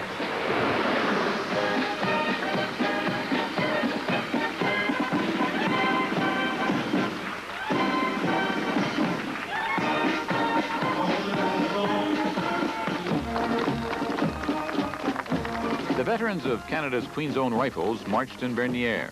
50 years later, their backs are still straight, their chins still up, their shoulders still back. In 1944, Queen Elizabeth was a teenage princess.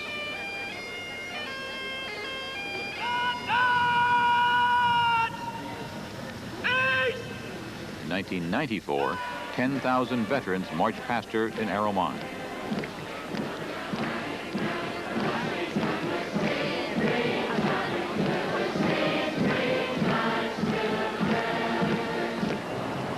Even 50 years later, the scope of the D-Day invasion is amazing.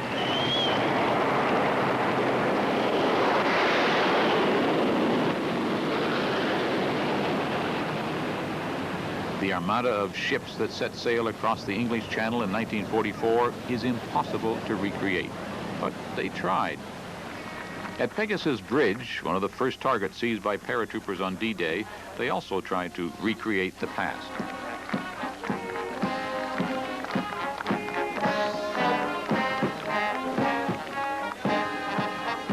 And we ain't gonna jump no more. At St. Mary Glees, where American paratroopers landed in 1944, there was something even more amazing. An old airplane dropped veterans in their 60s, their 70s, even their 80s to the ground below.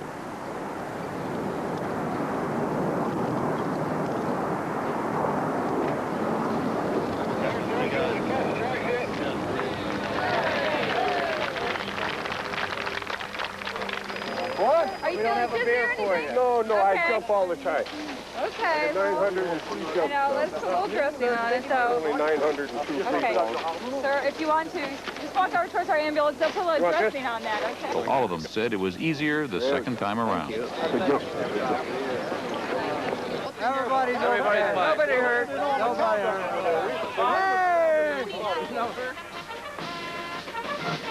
The Allies suffered their greatest losses on D-Day on Omaha Beach, and 50 years later, the emotions there were still running high.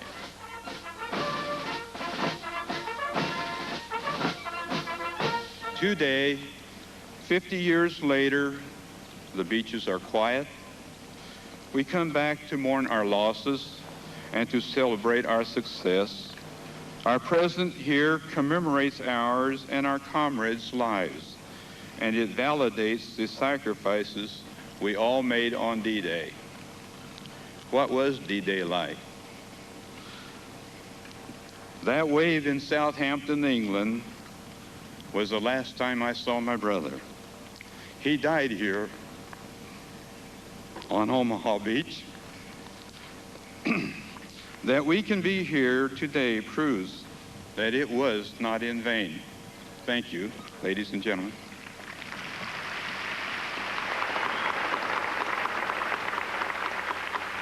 At the going down of the sun and in the morning, we shall remember them.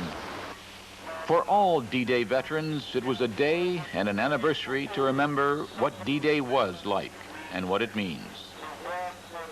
We come back to remember our fallen comrades. There's no question about it. You know, when these fellows put their lives on the line, and we feel that our country, so wanting of freedom and liberty, and we need to remember. And we want to pass this heritage on to the young people of Canada. Please remember, your freedom didn't come cheap. It was a heavy price paid. You think of them often. And interestingly enough, the older you get, the more you think of them. Why do you think that is? I don't know. I think you realize your mortality, and you start thinking of the priorities in your life and where were the important things and times in your life. This had to be one of the most important part of our lives. I think I'm prepared now to put aside the tears and feel that we did a good job, and it was worthwhile. It's very sentimental.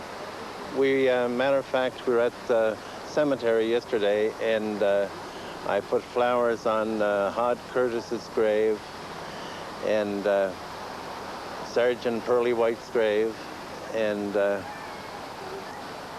another grave, I can't think of it there now. But the tears sure roll down. Very sad. Now, You can't walk by there without tears, no. I mean, No when way. you come back here, your main emotion, what is it? Oh, in the cemetery, oh geez, you can't stop the tears from flowing. Even talking to the people, the French people where I stay with, for instance, they you get very emotional over it all.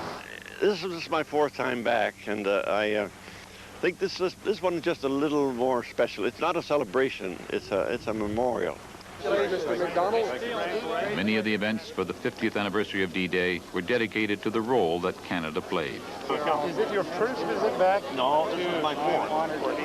Always the same feeling? Pretty much. Mr. Ambassador? Ambassador, of course. Deputy Mayor Graham Wiseman from the city of Bathurst in New Brunswick. Nice to see you, sir. Brunswick Tar. That's country from New Brunswick. I will bring the veterans forward if you Well, or would you like to go? We'll go because we don't have a lot of time. Okay, we'll go and meet them. Excuse me, moi.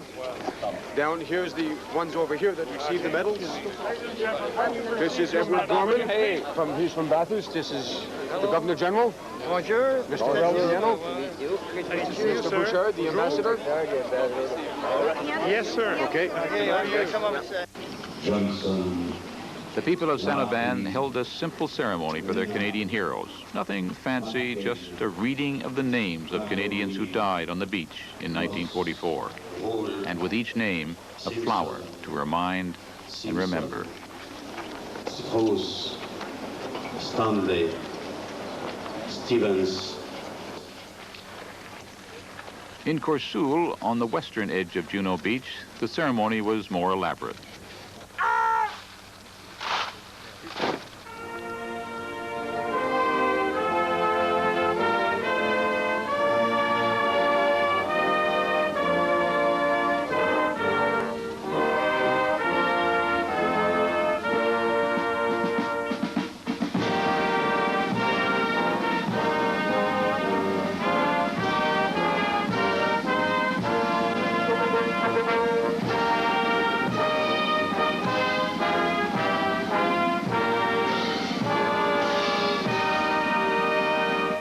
Many of you are retracing your steps of 50 years ago, reliving the great adventure and the great horror.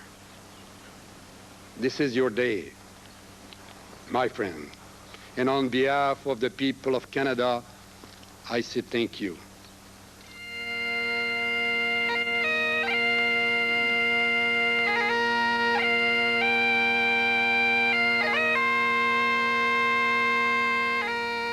But nowhere is the memory of Canada's role in the Normandy campaign greater than it is here at the Canadian Cemetery at Benny-sur-Mer.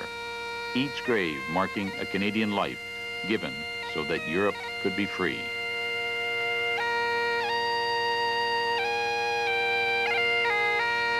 He became one of my three closest friends. There were four of us. And three of us got our commissions, and so we missed D-Day itself when we came back. The fourth one, Freddie, refused a commission, so he wouldn't miss D-Day. He got killed on the beach. And Jerry and Earl Stoll, the fourth, got killed later.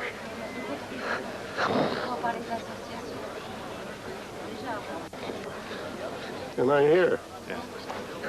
So it's the luck of the draw. All those who are buried here must have understood that war is the sorriest admission of human failure. But they also knew that 50 years ago, the price of peace was war. And let us dedicate ourselves solemnly and without hesitation to building a better, more peaceful world, one worthy of the bright young lives, the hopes and the dreams that were extinguished on that June day all those years ago. I thank you, je vous remercie.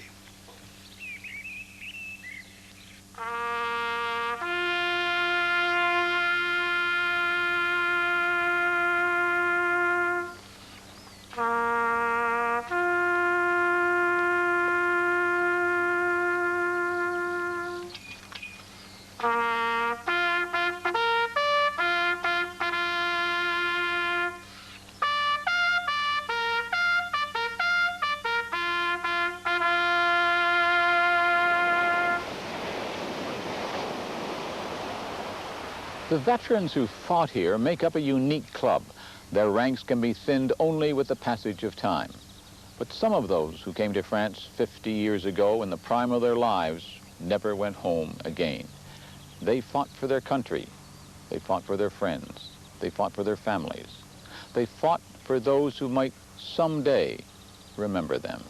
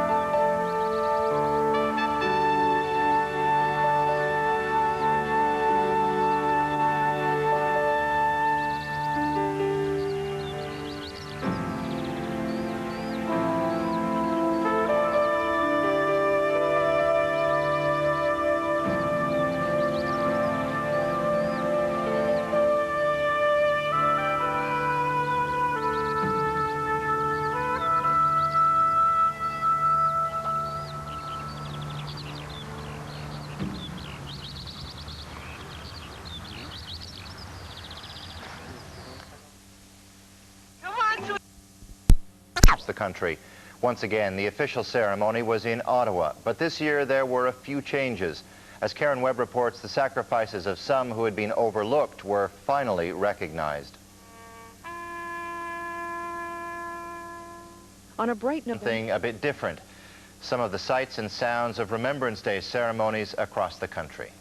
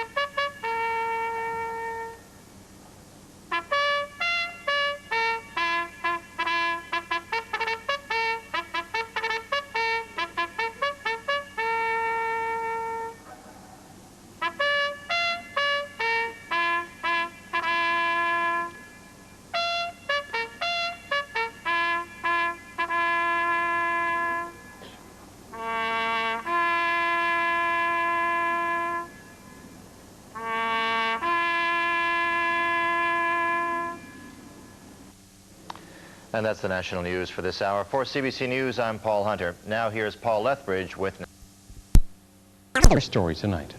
I'm the third one in. How old were you then? 22. The regimental photo was taken in 1940. Today we met veterans of the Carleton and York. We lost a lot of men before D-Day ever happened. And of course D-Day, they get all the publicity today and all the glory. It was the first complete regiment to arrive overseas. Our unit, Carleton York unit, was in action the longest of any outfit over there. We were in for 11 months straight without a break. And mostly made up of New Brunswickers. Farmers and lumbermen and all this stuff, you know. Ron Miller is one of the so-called D-Day Dodgers. Well, I kind of thought at the time it was kind of a little slap in the face because after all, we were in action quite a long time before D-Day. 90,000 Canadians served in Italy. In doing so, they tied up many German divisions, but at a cost of 5,000 Canadian lives. And this morning, at the St. John Cenotaph, a wreath was laid on their behalf. Military historian Bill McAndrew has studied the Italian campaign and chuckles when asked about the D-Day Dodgers. I get a sense that they used it perhaps as a badge of honor eventually, that it was something that they were quite proud of, to have done what they did in Italy, this forgotten campaign, or the Spaghetti League, as they sometimes called it. Were they dodging anything, though, by being in Italy? They sure as hell weren't dodging anything. They took it for a lot longer than those in Northwest Europe, and in at least equally difficult conditions. The New Brunswick Museum today honored the Carleton and York Regiment with a display of photos and memorabilia. The memories are left to the veterans themselves. They're all Carleton York Regiment veterans. Their names are engraved into glass there. Most of them would be New Brunswickers? Oh, yes, most of them. And of the 300 names here, most would have perished in Italy. In St. John, Mike Cameron, ATV News. You know, Remembrance Day has long been a holiday, and it seems for as long as it's been a holiday, stores have remained closed. But tonight in St. John, 2 stores could be facing charges. Both Canadian Tire stores were booming with business on Friday. Sally Cummings has more. Police were on the lookout for retailers who were breaking the law by opening on a day of rest. The reports will be gone over with the Crown Prosecutor, and it will be up to them to make the decision if charges will be laid. Shoppers were laden with parcels at Canadian Tire stores on both sides of the city. You have been selected below name to participate in Employees Day, I guess it is. The stores were open from noon till 6 by invitation only. I get mixed feelings about it. I really shouldn't be here, I guess. Valued customers got 15% off. It's a good discount for toys. It was also a full house at the Harbor Station gift show. Them upside down, and you put them in the microwave for 2 minutes. Retailers were peddling everything from microwavable slippers to painted pots. Retailers should be able to decide. I'm an independent retailer from St. Andrews, and my shop's open today. For these shoppers, it's the official start to the Christmas shopping season. Oh, I don't think it makes much difference, really. Not in this day and age. But there was a different sentiment from veterans who gathered for Remembrance Day services this morning. I thought they should be allowed to open. No way. It's remembrance of the dead, the fallen, the comrades. This idea of business as usual, I'm not anyway applauding it. Oh, there are a lot of people working today, so what's the difference? In St. John, Sally Cummings, ATV News. Turning to other news now, 5 teens have been charged in the Sergeant Fred Hall lived on Winnipeg's Pine Street. Bob Shanklin lived on Pine Street, too. And you know what? So did Leo Clark. And the hole! Sergeant! Sergeant! It's Clark. We just heard he took out 20 Germans. Clark? Clark, Shanklin, Hall. Amazingly, they all won the highest award for courage we could give them, the Victoria Cross.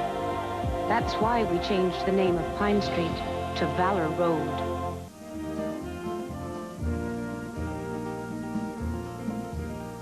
You're watching Vision TV, the spirit of Canada.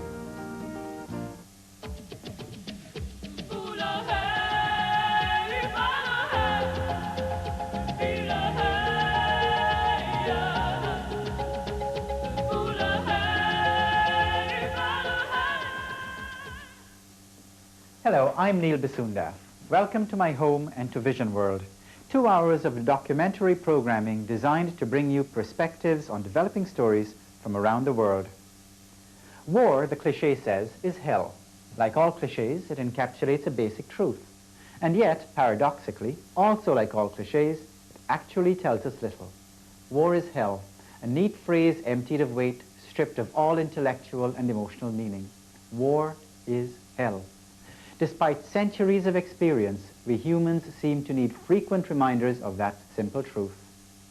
Our first film is Vision's first co-production out of the Maritimes. The Crimson Flower of Battle by filmmakers Charles Doucette and Sylver Donald Cameron tells the story of one community's attempts to remember the horror and the sacrifices of past wars. By replacing its damaged war monument, by capturing on video the memories of its resident veterans, the town of Discouse, Cape Breton, engages memory and chisels one vital tile in what the film calls, in a striking phrase, the mosaic of a nation's pride and grief. Here now is The Crimson Flower of Battle.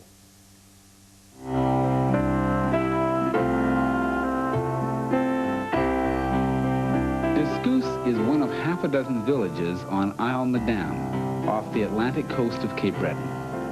The island is home to about 4,300 people, mostly of Acadian and Irish ancestry. The people of Discouse erected their war memorial around 1923, a collective tombstone for young Canadians from this village who lay buried among strangers thousands of miles away. There are monuments like this in towns and villages all over Canada, because every little community sent men and women off to the wars of the 20th century. Like the others, this monument belongs to the village, but it also belongs to Canada. It's a small, vivid fragment in the mosaic of a nation's pride and grief. These teenagers walk past that monument every day. They're students at Isle Madame District High School, and they're also volunteers with the local community cable channel. They're shooting a Remembrance Day special about Isle Madame's experience of the wars. But these young people are growing up in a nation at peace.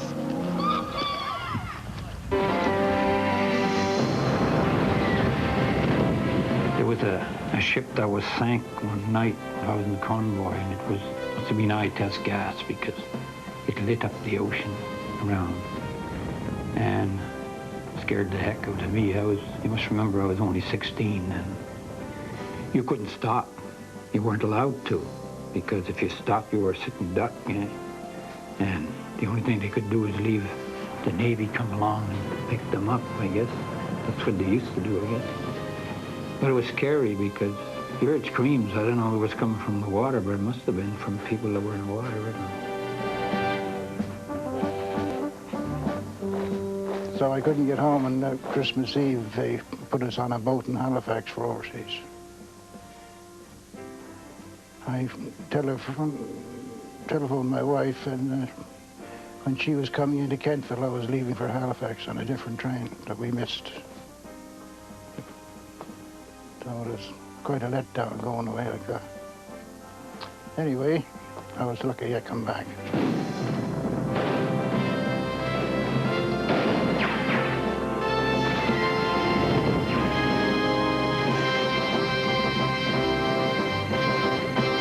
Honey, where's our Metamucil Smooth? This is about 10 cents cheaper glass, and it's the same stuff. Doesn't say smooth. Doesn't look smooth. It's not even orange. Metamucil Smooth goes down easy. Watch it pour easily through this strainer. Ordinary fiber is too gritty, and the difference is only about 10 cents a glass. Oh, 10 of these to save $1. Metamucil Smooth. Why don't we splurge and get ourselves some Metamucil Smooth? Good taste, good value. It's up to you. All you have to do is brush your teeth.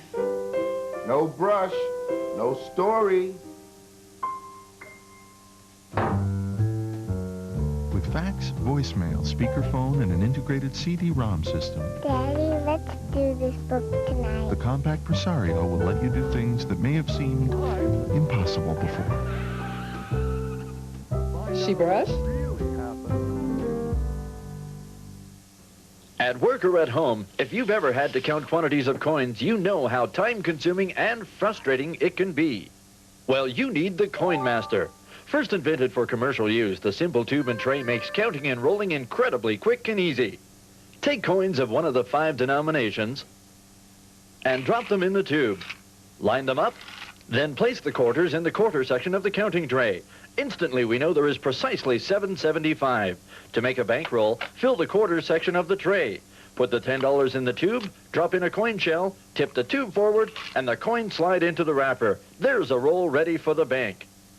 Watch a game using pennies. Fill the penny channel to its 50-cent capacity. Transfer them back to the tube, drop in a wrapper, and presto! The Coin Master comes with standard coin wrappers. Order now and use it for years to come. Only $19.95. Just pick up the phone now and call 1-800-663-7274.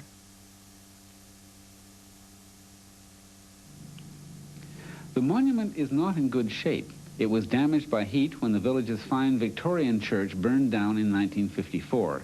And then 3 or 4 years ago, a Nova Scotia power crew accidentally broke the top off it. Should the monument be repaired, replaced, or removed? It's 75 years since the First World War, nearly 50 years since the Second. By 1994, Almadam had only one First World War veteran still living. Joseph Landry was 97, and his speech was no longer adequate for an interview. His son Ralph fought in World War II. He was similar to a bunch of us when he left us. Well, he was young, and he was kind of shaky too, like all of us were. He went over, and he was in England most of it. He was with the medical department or medical corps of some kind. I don't know all the names of that people. Then they went to France for a while. And then the war finished, of course, and after that he was repatriated back to Canada. That's about the story of my father at that time. Those names on the monument, who were those people anyway? There was Leonard Pertus's brother there. He was a lieutenant in the First War. He had 2 or 3 years college here. That's why before he left here. I remember him walking the street before he left. And well, he lost his life in a plane. And that time, you know, if you were a pilot in a plane during the First War, it was quite an important thing. So I remember that. What was that day called again? Something day. Yeah, Asbury was at that. Yeah, everybody else at it. How old were you when you joined the war? Or joined the 18. Yeah. Did you ever shoot down did you ever shoot anybody down? Where were you at VE Day? Better questions, any aircraft? What? Any aircraft. Any aircraft? You don't shoot people down, you shoot aircraft. Okay.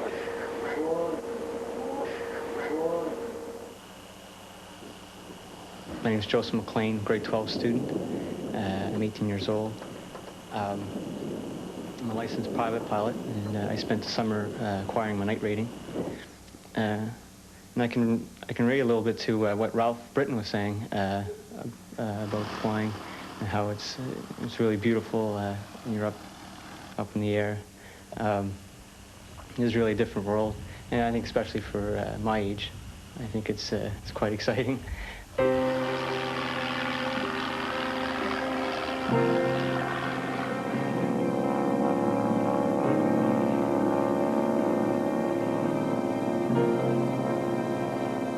When it come in bombing, I got one that used to fly right by our airport, servicing Sherbrooke, I think it is, in the bay in western France.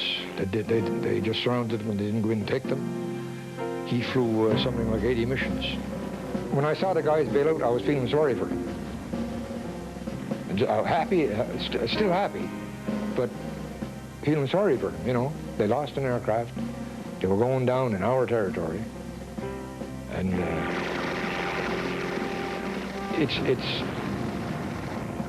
you don't think of it, you think of shooting down an aircraft, not a human being. And it's a question of, you know, if I don't get him, he'll get me. Did you lose any buddies during the war? you harden up to adversity, I think. When you see so many people that you knew well, and in my case, the best friend I ever had was killed. After that, nothing seems quite as serious or as final as that was. You know, he full of life and cheerful, and an hour later, the guy's dead. You know, he's not coming back. We'd been down to Paris shortly after the city was liberated, and they paced off the distance under the arc, and they thought it would be a good idea to put an aircraft under there.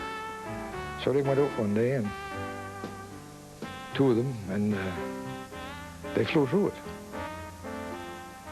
And of course, the Frenchmen didn't appreciate that. You know, they could have taken the tower down. And there was a very large notice on the board the next day. Anyone caught flying over Paris was in deep trouble.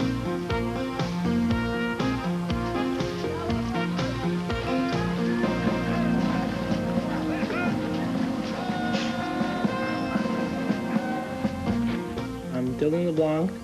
I'm 16 and I'm in grade 10. My hobbies include drawing and reading. And I'm going out with Melanie Laurie, that's Bradley's sister. When we started doing the show, I really picked up on the lighting. I'm not really sure why, it just interested me, and since then I guess I've been the main lighting guy of the show when we are shooting.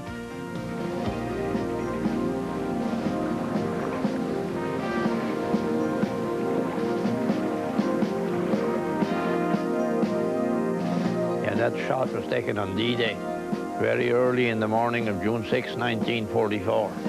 When the Algonquins started bombarding the coast. And that's the first shot that the Algonquins fired.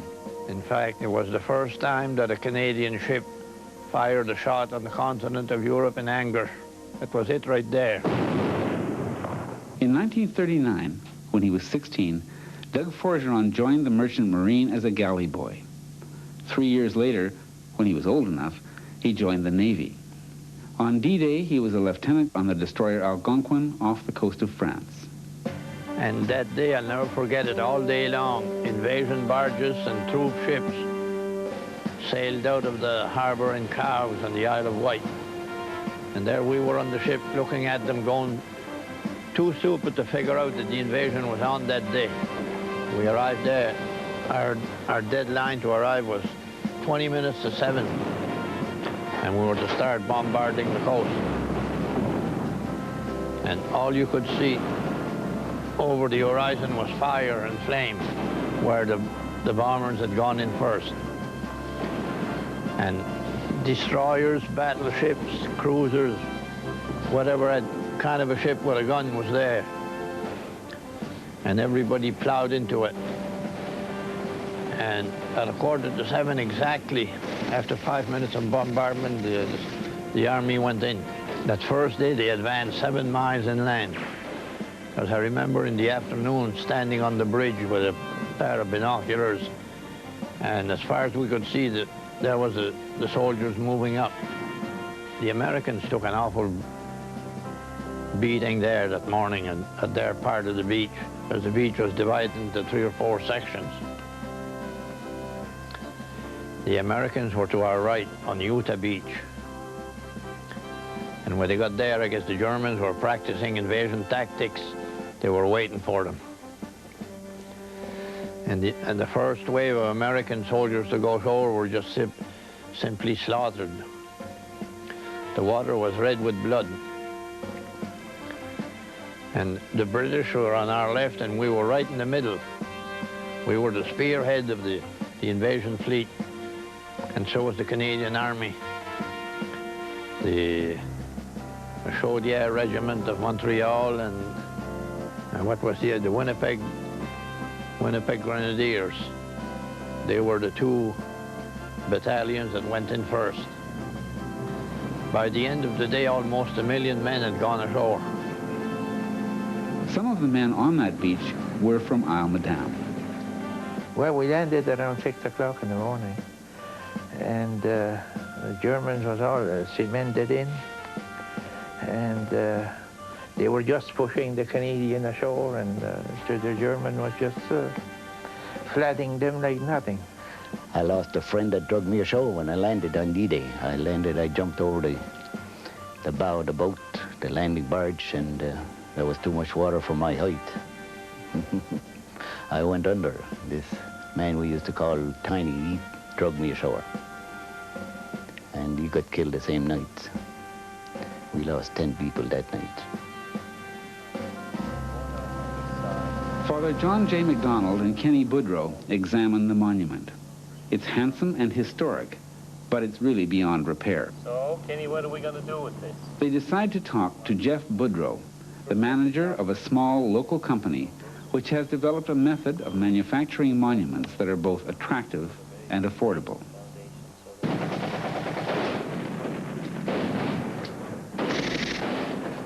Stan Forgeron was in the Italian campaign.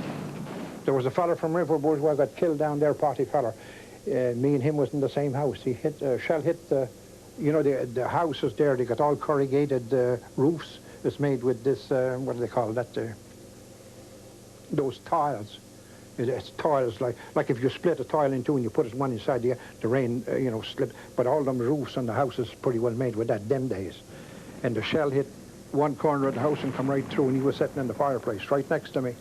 And a sharpnel come down the fireplace and hit his hat, and his hat just was ribbons.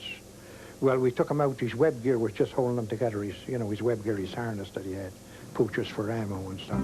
But what I found tough over them is the civilians, the little kids. That's what I found. That was my hardest thing.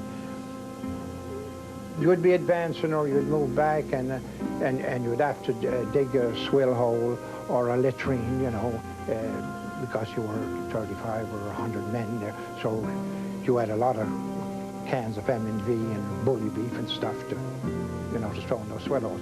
But what I used to find, that we used to go in those swell holes and had to take out 3 and 4 kids, bare naked, before you put petrol in there to burn those holes, because they were eating the fat off of the bully beef cans and licking that and the M&V cans and stuff like that. That was my hardest thing to do, you know. And still and all, they'd scratch you to get down in there. They wanted to get back down in that hole to eat that fat in the cans. And how many big cans of bully beef, them big ones, that I cut with a cleaver and give it to those kids. I think that's the reason I'm safe, because we had too much of that stuff. There was too much, there was heart attacks. So I used to cut the cans and put them on the field. You couldn't give them a package of crackers like that in your hand. They'd tear you to pieces. They'd knock you over. They were starving. So I'd turn around and rip those cans open and spread them on the field. And they'd have that. Abel LeBlanc and Johnny Major were in Italy too. Abel was captured and rescued twice and wounded, all in one day. So that morning we went to the attack in Herdelard. It was, that's the first time I met Johnny Major. I said to Johnny, I says, I wish I wasn't Peter Great right now. So we dug in our trenches, and the first thing, Johnny Major called me over. He says, LeBlanc, he says, would you mind coming over here? I says, what's wrong? And he says, there's 2 of the buddies that's dead here. Well, I says, okay. I said, being I was in charge of the platoon, I went over, and that's the time that I got wounded. So I finally, I felt a burning sensation going through the foot, but I never thought it was that serious. So I went back to my platoon, and back in the trench, and the buddy of mine, McMaster was his name, he took my boot off.